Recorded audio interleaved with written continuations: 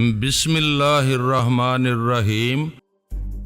مجھے ہر وقت یہی دڑکا لگا رہتا ہے کہ اگر میرے جاسوسی ناول کا مسودہ ان کے ہاتھ لگ گیا تو وہ کہیں پھاڑ نہ دیں۔ اچھا یہ بتاؤ، میں نے ملائمت سے کہا، ابھی جب میں اس بنگلے کے اندر تھا تو تم نے کسی کو باہر آتے یا آس پاس منڈلاتے تو نہیں دیکھا؟ نہیں، اس نے نفی میں سر ہلایا، پھر شکوہ امیز سے لہجے میں بولا، لیکن آپ نے واپس آنے میں بہت دیر لگا دی سر، میں تو اب بالکل ہی مارا گیا۔ میں تو آپ سے مسئلے کا حل پوچھنے کی فکر میں تھا، لیکن فی الحال تو ایک اور مسئلہ کھڑا ہو گیا ہے، اور وہ یہ کہ میں گھر جا کر ابا کو کیا جواب دوں گا۔ کس سلسلے میں نے جاننا چاہا کہ میں تمام رات کہاں غائب رہا، وہ تو میری چمڑی ادھیڑ دیں گے۔ وہ خوفزدہ سے لہجے میں بولا، بتا دینا کہ تم بڑی مصیبت میں پھنس گئے تھے اور یہی بڑا غنیمت ہے کہ تم گھر واپس پہنچ گئے۔ میں نے کہا، وہ اس قسم کی باتیں سنتے کہاں ہیں، یہی تو سب سے بڑی مصیبت ہے، بلکہ وہ خود سب سے بڑی مصیبت ہیں۔ وہ منہ بنا کر بولا،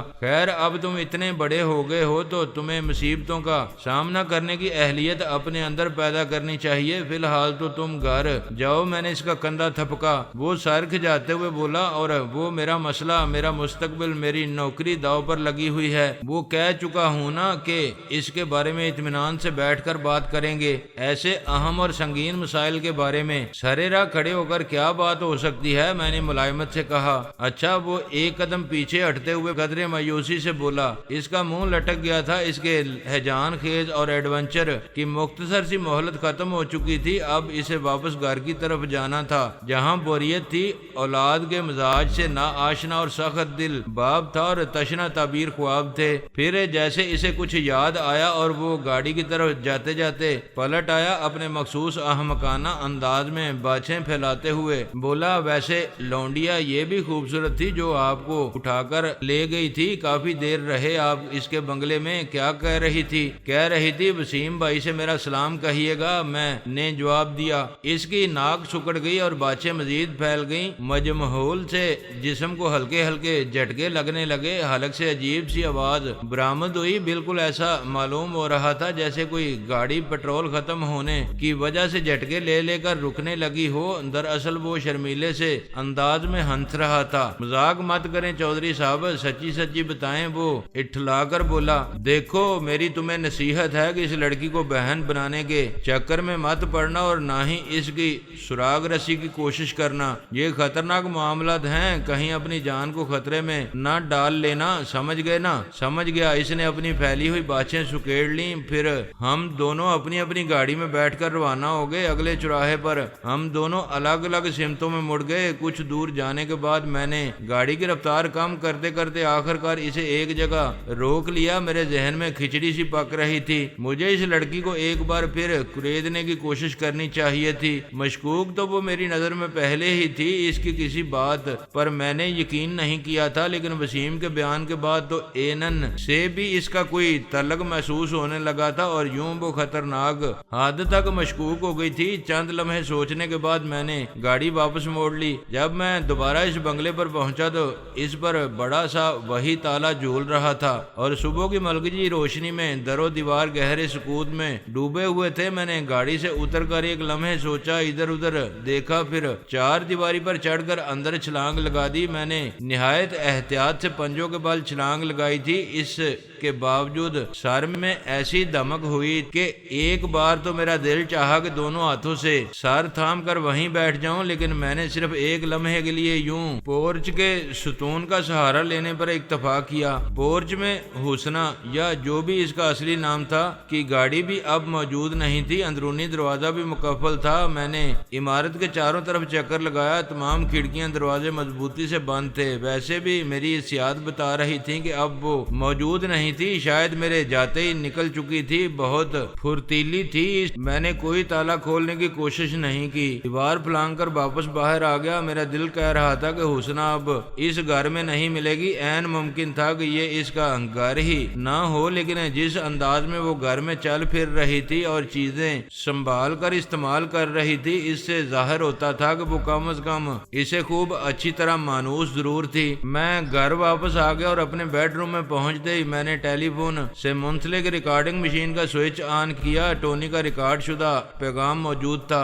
سر میں نے اس سیاہ بیوق کا تعاقب کیا۔ وہ شخص یا تو حد سے زیادہ بدحواس تھا یا پھر نشے میں تھا، بہت خطرناک ڈرائیونگ کر رہا تھا۔ وہ شیرپاؤ برج کی طرف مڑا تو میں اس کے بالکل قریب جا پہنچا، لیکن شاید آپ کو معلوم ہو برج پر ایک جگہ حفاظتی جنگلہ لگا ہوا ہے۔ چند دن پہلے ایک ٹرک اس جنگلے سے بڑی ٹکر ہوئی تھی، تاہم ٹرک نیچے گرنے سے بچ گیا تھا۔ جنگلے کی مرمت نہیں ہو سکی۔ وہیں شاید سڑک پر کچھ آئل بھی پھیلا ہوا ایک تو وہ شخص بہت خراب ڈرائیونگ کر رہا تھا، مجھے بچ کر نکلنے کی کوشش میں ہر حربہ آزما رہا تھا۔ دوسرے اس سڑک پر آئل کی چمک بھی نہیں دیکھی، وہاں شاید اس نے اپنی گاڑی عقب سے میری گاڑی سے ٹکرانی چاہی تھی، لیکن اگلے ہی لمحے اس کی گاڑی بری طرح پھسلتی ہوئی ٹوٹے ہوئے جنگلے کو توڑتی ہوئی نیچے ریلوے لائن پر جا گری۔ گاڑی نے کئی کلا بازیاں بھی کھائی تھیں، فوراً ہی اس میں آگ لگ گئی۔ ریلوے ملازمین آس پاس ہی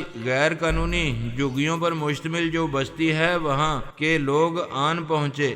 آگ بھی بجھائی گئی، لیکن وہ شخص مر چکا تھا۔ اس کی لاش بھی کافی خراب حالت میں ملی۔ اسے سرکاری ہسپتال میں لے جایا گیا ہے۔ دن چڑھے تک آپ کو مزید معلومات فراہم کر سکوں گا۔ اس کے علاوہ آنسرنگ اور ریکارڈنگ مشین میں کوئی پیغام موجود نہیں تھا۔ میں نے گہری سانس لے کر سوئچ آف کر کے بستر پر ڈھیر ہو گیا۔ ابھی بمشکل 1 گھنٹہ سو پایا تھا جب میرے مخصوص ٹیلی فون کی گھنٹی نے مجھے جگا دیا۔ گھڑی دیکھتے ہوئے میں نے ریسیور اٹھایا۔ دوسری طرف ٹونی تھا۔ میرا احوال جاننے کے بعد وہ بولا، سر اس شخص کا نام احمد شجاع تھا اور وہ ریٹائرڈ DIG تھا۔ کچھ ذاتی وجوہات کی بنا پر اس نے خود ریٹائرمنٹ لے لی تھی، حالانکہ اس کی سروس کے 4-5 سال باقی تھے۔ حادثاتی موت تھی۔ لاش اس کے ورثاء کے حوالے کر دی گئی ہے۔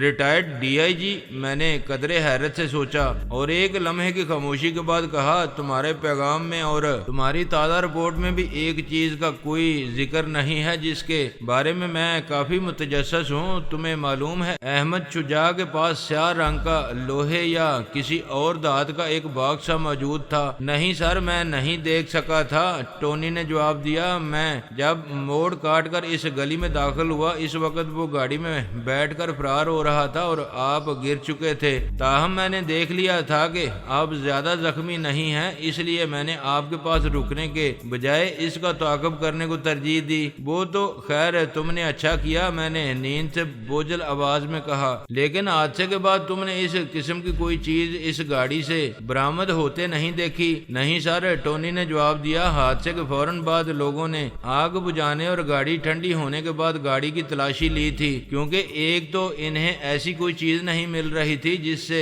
اس شخص کی شناخت میں مدد مل سکتی، دوسرے وہ نہیں چاہتے تھے کہ بیچارے کی کوئی قیمتی چیز تباہ شدہ گاڑی میں رہ جائے اور بعد میں کوئی پار کر لے۔ وہ اس کی ہر چیز لاش کے ساتھ ہی ہسپتال پہنچانا چاہتے تھے تاکہ جب اس کے لواحقین لاش لینے آئیں تو چیزیں بھی وصول کر لیں۔ چھوٹی موٹی چیزیں تباہ شدہ سی حالت میں گاڑی سے برآمد ہوئیں، لیکن اس قسم کا کوئی باکس یا بریف کیس وغیرہ نہیں نکلا تھا۔ میں نے خود تلاشی لینے والوں پر نظر رکھی تھی اور وہ شخص تعاقب کے دوران بھی تمہاری نظر سے قطعاً اوجھل نہیں ہوا تھا۔ میں نے دریافت کیا صرف ایک موڑ پر چند سیکنڈ کے لیے اس کی گاڑی میری نظر سے اوجھل رہی تھی۔ وہ پہلے موڑ عبور کر گیا تھا، لیکن میں نہیں سمجھتا کہ اس نے راستے میں کہیں کوئی چیز پھینکی ہوگی، ٹونی بولا۔ میرا بھی یہی خیال تھا، جو چیز اس نے جان پر کھیل کر اپنے قبضے میں رکھی تھی اسے وہ کیسے پھینک سکتا تھا، لیکن سوال یہ تھا وہ باکس پھر کہاں گیا؟ ایک لمحے کی خاموشی کے بعد میں نے کہا، مجھے ذرا اس کا ایڈریس لکھواؤ، میں خود جا کر دیکھوں گا، شاید کوئی کام کی بات معلوم ہو جائے۔ ٹونی نے ایڈریس مجھے لکھوا دیا۔ وہ کینٹ کے علاقے کا ایڈریس تھا۔ میں نے اس خیال سے ایڈریس لے لیا تھا کہ شاید بعد میں کار کے ملبے سے وہ دھات کا باکس برآمد ہو گیا ہو اور احمد شجاع کے گھر پہنچا دیا گیا ہو۔ شاید اس کے گھر کے کسی فرد سے مجھے اس کے بارے میں کچھ معلوم ہو سکے۔ دل میں یہی امید لے کر میں سوئم والے دن احمد شجاع کے ہاں جا پہنچا۔ میرے خیال میں یہ ایک ایسا موقع تھا جب متوفی سے اپنی تعلق داری کے بارے میں کوئی بھی دعویٰ کیا جا سکتا تھا اور اس کے اہل خانہ کے زیادہ سے زیادہ قریب جانے کی کوشش کی جا سکتی تھی۔ احمد شجاع کے گھر پہنچ کر مجھے خاصی حیرت کا سامنا کرنا پڑا۔ گھر کیا تھا، ایک اچھا بھلا قلعہ تھا۔ کینٹ جیسے مہنگے علاقے میں اتنا طویل و عریض اور عالیشان مکان ہونا کوئی معنی رکھتا تھا۔ گلی میں دونوں طرف قیمتی کاروں کی قطاریں لگی ہوئی تھیں۔ اس میں کوئی شک نہیں کہ ڈی آئی جی بڑی چیز ہوتا ہے۔ سرکار کی طرف سے جائز ذرائع سے بھی اسے بہت کچھ ملتا ہے، لیکن اس کوٹھی کی شان و شوکت میری آنکھوں میں کچھ کھٹکی تھی، اور در و دیوار دیکھ کر ہی اندازہ کرنا مشکل نہیں تھا کہ وہ کس طرح آراستہ و پیراستہ ہوگی۔ دیواروں سے کئی ایئر کنڈیشنر لگے ہوئے تھے۔ طویل و عریض پورچ میں 5 بیش قیمت کاریں اور جیپ کھڑی تھی۔ یہ کاریں اور جیپ اس کیڈلک کے علاوہ تھیں جو حادثے میں تباہ ہو چکی تھی۔ باہر کھڑی کاریں تو مہمانوں کی معلوم ہوتی تھیں، پورچ میں کھڑی ہوئی کاریں یقیناً اہل خانہ ہی کی تھیں۔ گھر کے سامنے حصے پر شامیانے لگے ہوئے تھے، بوفے ٹیبلز سجی ہوئی تھیں۔ دسیوں باوردی بہر مستعدی سے ادھر ادھر پھر رہے تھے اور معلوم کرتے جا رہے تھے۔ 2-3 نوجوانوں سے اظہار افسوس کر رہے تھے اور کھا پی کر رخصت ہوتے جا رہے تھے۔ فضا کھانوں اور ان کے لوازمات کی خوشبوئیں پھیلی ہوئی تھیں۔ تھوڑی دیر بعد ایک مشہور کیٹرنگ سروس کی گاڑی مزید اور کھانے پینے کی چیزیں پہنچا کر چلی جاتی تھی۔ اظہار افسوس کرنے تک سنجیدہ اور بوجھل سی نظر آئے، لیکن جو ہی کھانے کی میز پر پہنچتے ہنسی مذاق شروع ہو جاتا۔ سوئم کیا تھا، اچھا بھلا شادی کا سا سما دکھائی دے رہا تھا۔ عجیب زمانہ آ گیا تھا۔ شادی اور مرگ میں کوئی خاص فرق نظر نہیں آتا تھا۔ وہ تینوں نوجوان یقیناً احمد شجاع کے بیٹے تھے جن سے لوگ مصافحہ کر رہے تھے۔ ان کی عمروں میں تھوڑا ہی فرق تھا۔ ان کی بڑی شباہت تھی اور ان تینوں کی شخصیتوں میں احمد شجاع کی بڑی جھلک تھی۔ احمد شجاع کو میں نے ملگجے اندھیرے میں چند لمحے کے لیے دیکھا تھا، اور وہ چند لمحے بھی زندگی اور موت کی کشمکش کے درمیان تھے، لیکن اس کا سراپا میری نگاہوں میں محفوظ ہو گیا تھا۔ مدت بعد کوئی شخص مجھے اس طرح ذک پہنچا کر بھاگنے میں کامیاب ہوا تھا۔ اگر وہ مر نہ گیا ہوتا تو میرے دل میں خواہ مخواہ اس سے ملنے میں خلش ہی بیٹھ جاتی۔ میں فوری طور پر ان نوجوانوں کے پاس تعزیت کرنے نہیں پہنچا۔ ایک طرف کو بیٹھ کر ایک بیرے سے کوک لے کر دھیرے چسکیاں لینے لگا۔ میں یوں ہی ذرا گرد و پیش کا جائزہ لے رہا تھا۔ یہ ایک لحاظ سے اچھا ہی ہوا کیونکہ اسی دوران مجھے وہاں اے ایس آئی شریف سیال نظر آ گیا۔ سرسری نظر سے دیکھ کر تو شاید اسے پہچان ہی نہ پاتا۔ وہ بہترین لباس میں تھا، جبکہ میں نے اسے جتنی بار بھی دیکھا تھا وردی میں ہی دیکھا تھا۔ سادہ لباس میں تو وہ بہت ہی مختلف نظر آ رہا تھا۔ سادہ لباس والے عام طور پر سادہ لباس میں بھی پہچانے جاتے ہیں کہ وہ اپنے ساتھ والے ہیں، لیکن شریف سیال پر تو کوئی شبہ تک نہیں کر سکتا تھا کہ وہ پولیس والا ہے۔ مجھے دیکھتے ہی وہ دونوں بازو پھیلا کر میری طرف بڑھا اور چہکا، اوئے بلے بلے، ایتھے تے اپنے چودھری صاحب بھی آئے ہوئے نے۔ میں نے ہونٹوں پر انگلی رکھ کر اسے خاموش رہنے کا اشارہ کیا۔ میں نہیں چاہتا تھا کہ زیادہ لوگ میری طرف متوجہ ہوں۔ میں حتی الامکان غیر نمایاں نظر آنے کی کوشش کرتے ہوئے ایک طرف کو دبکا بیٹھا تھا۔ اس کے باوجود کئی افراد نے بار بار مڑ کر میری طرف دیکھا۔ شریف سیال تو اپنے جھٹکے دار چہکار سے چھوٹا موٹا مجمع لگا سکتا تھا۔ میرا اشارہ پا کر وہ میرے برابر والی کرسی پر آ بیٹھا۔ میں نے طویل سانس لے کر نیچی آواز میں کہا، تو تم بھی احمد شجاع صاحب کو جانتے تھے؟ میں نے اپنے لہجے کو سوالیہ بنانے کی کوشش نہیں کی تھی۔ میرے تو وہ ڈپارٹمنٹ کے آدمی تھے چودھری صاحب، وہ قدرے فخریہ سے لہجے میں بولا۔ تھے تو وہ بہت بڑے افسر، لیکن مجھے ڈائریکٹ جانتے تھے۔ میں اس وقت ہیڈ کانسٹیبل تھا۔ بڑے دل والے آدمی تھے، غرور اور افسرانہ اکڑ بالکل نہیں تھی ان میں۔ کئی بار انہوں نے چھوٹی موٹی باتوں پر انعام سے نوازا، محکمے کی طرف سے نہیں بلکہ اپنی جیب خاص سے۔ اس کے چہرے پر عجیب سی چمک تھی۔ بے شک اس کے لہجے میں عقیدت اور ممنونیت تھی، لیکن اس کی تہ میں کوئی اور تاثر بھی چھپا ہوا تھا جسے میں کوئی نام دینے سے قاصر تھا۔ ایک لمحے کے توقف کے بعد وہ بولا، آپ کے کب واقف بنے تھے؟ شریف سیال ایسا آدمی تھا جس سے کم از کم مجھے جھوٹ بولنے کی کوئی خاص ضرورت نہیں تھی اور میں اسے بلا تکلف خرید بھی سکتا تھا۔ میں نے دھیمی آواز میں کہا، میری ان سے کوئی خاص شناسائی نہیں تھی، میں پہلی بار ان کے گھر آیا ہوں۔ کیا مرحوم خاندانی طور پر خاصے کھاتے پیتے آدمی تھے؟ رہن سہن بڑا ٹھاٹھ دار دکھائی دے رہا ہے۔ وہ عجیب سے انداز میں بے آواز طریقے سے ہنسا اور ادھر ادھر دیکھ کر گردن میری طرف جھکاتے ہوئے نیچی آواز میں بولا، کسی کے سوئم پر اس قسم کی باتیں نہیں کرنی چاہیے، اچھا نہیں لگتا، لیکن آپ میری مربی و محسن ہیں، میں اب آپ سے کیا چھپانا، آپ تو ان کا یہ ایک ہی گھر دیکھ کر شاید اندر ہی اندر کچھ حیران و پریشان سے ہو رہے ہیں، ان کی جائیداد کا تو کچھ پتہ ہی نہیں ہے، کہاں کہاں کس کس طرح کی کوٹھیاں اور بنگلے بکھرے ہوئے ہیں۔ وہ ایک بار پھر گویا سائلنسر لگا کر ہنسنے لگا، ہنسی تھمی تو وہ سرگوشی میں بولا، شجاع صاحب بڑے دھڑلے کے آدمی تھے، بہادری ان میں کوٹ کوٹ کر بھری ہوئی تھی، یعنی رشوت کھانے کے معاملے میں کسی سے نہیں ڈرتے تھے، بے خوف و خطر کھاتے تھے اور بے حساب کھاتے تھے، ظاہر ہے ان کا عہدہ بھی کچھ ایسا تھا، سینکڑوں اور ہزاروں کی باتیں تو ان سے ہو نہیں سکتی تھیں، لمبے ہی معاملات ان کے پاس جا کر پھنستے تھے، لاکھوں کے چکر ہوتے تھے، چھوٹے موٹے نذرانوں والے معاملے تو نیچے ہی نیچے طے ہو جاتے ہیں نا، لوگ حسب مراتب اپنا اپنا کام کرتے رہتے ہیں۔ شجاع صاحب مہینے میں 2-3 شکار کر لیتے تھے، باقی دن آرام سے پیٹ پر ہاتھ پھیر کر ڈکاریں لیتے گزر جاتے تھے۔ کیا نوکری کے دوران بھی موصوف اسی شان و شوکت سے رہتے تھے؟ میں نے ایک بار پھر ادھر ادھر دیکھتے ہوئے پوچھا۔ زیادہ شان و شوکت تو ریٹائرمنٹ کے بعد آئی تھی، بہرحال دور ملازمت میں بھی کچھ کم نہیں تھی، لڑکوں کو تو اسی زمانے میں کام سے لگا دیا تھا، کارخانے لگوا دیے تھے، ہر ایک کو الگ الگ، اور کوئی انہیں نہیں پوچھتا تھا کہ یہ کیا سلسلہ ہے، کہاں سے آ رہی ہے اتنی دولت۔ میں نے پوچھا، حالانکہ اس سوال کے تمام ممکنہ جوابات مجھے معلوم تھے، پوچھنے والوں کے گھر بھی بڑے بڑے نذرانے تحفے تحائف جاتے رہتے ہیں جی۔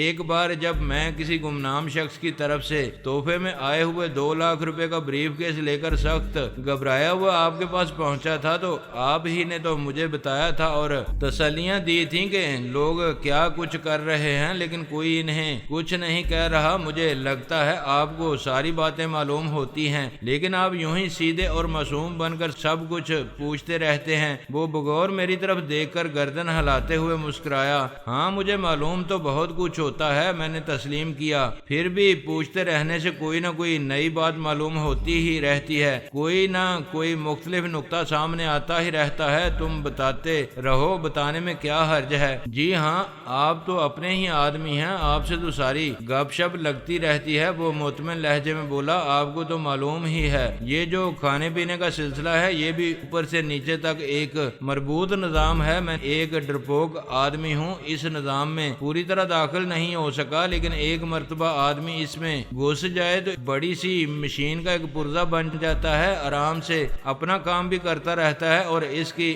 مدد سے دوسروں کا کام چلتا رہتا ہے۔ اندر سے قرآن خوانی کی آواز آ رہی تھی، مدھم سی یہ اجتماعی آواز کبھی بالکل معدوم ہو جاتی تھی۔ مرحوم کو احصال ثواب کے لیے قرآن ختم کیے جا رہے تھے، پورچ کی طرف سے خواتین رفتہ رفتہ جا رہی تھی، وہ اندر کہیں جا رہی تھی، مردوں میں جنہیں قرآن خوانی میں شرکت کرنا تھی وہ ڈرائنگ روم میں جاتے تھے۔ شریف سیال ایک نظر پورچ کی طرف دیکھ کر مدھم سے لہجے میں بات جاری رکھتے ہوئے بولا، شجاع صاحب تو بڑے افسر تھے، انہیں تو ویسے بھی چھوٹے موٹے آدمی تو پوچھ ہی نہیں سکتے تھے، بڑے لوگوں سے ان کے تعلقات بہت اچھے تھے، بہت بڑے لوگوں کو ان سے بڑے بڑے کام پڑتے رہتے تھے۔ سب سے بڑی بات یہ تھی چودھری صاحب، اس نے ٹھنڈی سانس لی کہ شجاع صاحب سے ویسے بھی کوئی کچھ نہیں کہہ سکتا تھا، قانونی طور پر ان کے سارے کام پکے تھے، پر ایسے افسروں کی 2-4 ایکڑ بھی خاندانی زمین ہوتی ہے تو وہ زمیندار مشہور ہوتے ہیں، اور اگر نہیں بھی ہوتی تو وہ لے کر اپنے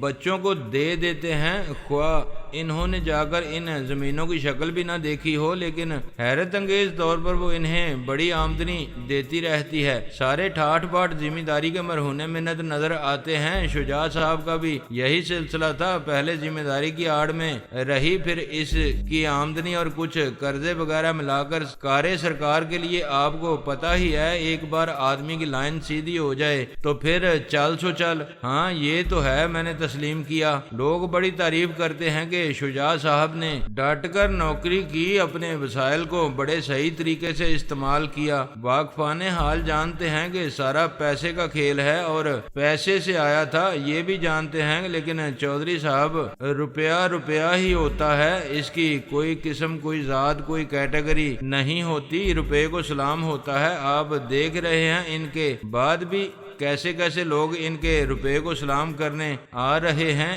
اس نے آنکھوں سے گرد و پیش کی طرف اشارہ کیا، پھر جیسے اسے کچھ یاد آیا اور سر جھٹک کر وہ اپنے گال تھپ تھپاتے ہوئے بولا، توبہ توبہ، کتنے کمینے ہو گئے ہیں ہم لوگ، کسی کے سوئم پر کیسی باتیں کر رہے ہیں، دور پھٹے منہ، میرا کیا کریں، اتفاق سے موقع ہی اب میسر آیا ہے، اس سے پہلے بھلا ہم احمد شجاع کے بارے میں کب اور کیا کر سکتے تھے۔ ہاں یہ بھی ٹھیک ہے، وہ سر ہلاتے ہوئے بولا، اب ہمیں مرحوم کی تھوڑی سی تعریف بھی کر لینی چاہیے، کوئی شک نہیں کہ مرحوم تھے بہت اچھے آدمی، ان کی خامیوں سے ہمیں کیا مطلب، ہمیں تو ان خامیوں سے کوئی نقصان نہیں ہوا، میں تو ان کے سامنے ایک بہت ہی ادنا آدمی تھا، لیکن مجھے انہوں نے ہمیشہ کوئی نہ کوئی فائدہ پہنچانے کی کوشش کی، انعام و اکرام سے نوازتے رہے، شاید اس کی وجہ یہ رہی ہو کہ ہم ایک ہی علاقے کے تھے، میں جب چھوٹا تھا تب سے انہیں جانتا تھا،